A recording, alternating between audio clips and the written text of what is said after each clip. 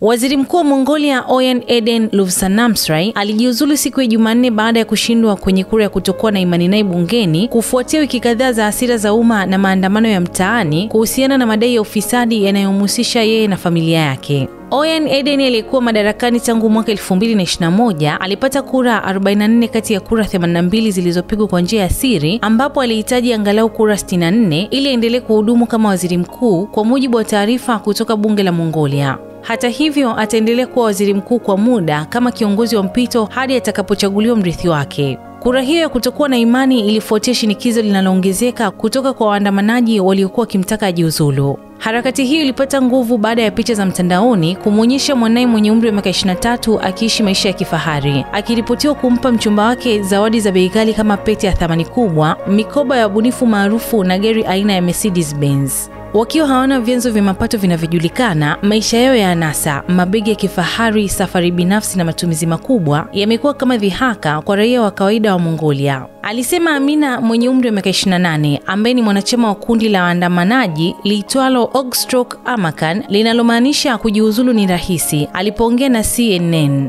Kundi hilo lilifanikiwa kukusanya zaidi ya watu 59,000 kwenye ombi lililotamka Oyan Eden ajiuzulu. Ombi hilo lilieleza utajiri wa kutia shaka wa mwanae pamoja na malalamiko mengine ya jumla kuhusu mfumuko wa bei, ukosefu wa ajira, ukosefu wa uwazi katika matumizi ya bajeti ya serikali na masharti yanayozidi kuwa magumu kwa uhuru wa vyombo vya habari.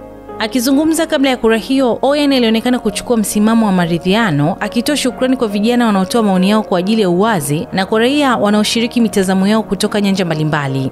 Hata hivyo, alionya kuwa maandamano hayo yanatumika kama kisingizio cha kisiasa na yatasababisha hali ya sintofahamu. Aliongeza kuwa hali hii ya kisiasa isiyo imara inaweza kusababisha kupotea kwa fursa na kuchelewesha miradi mikubwa ya kiuchumi.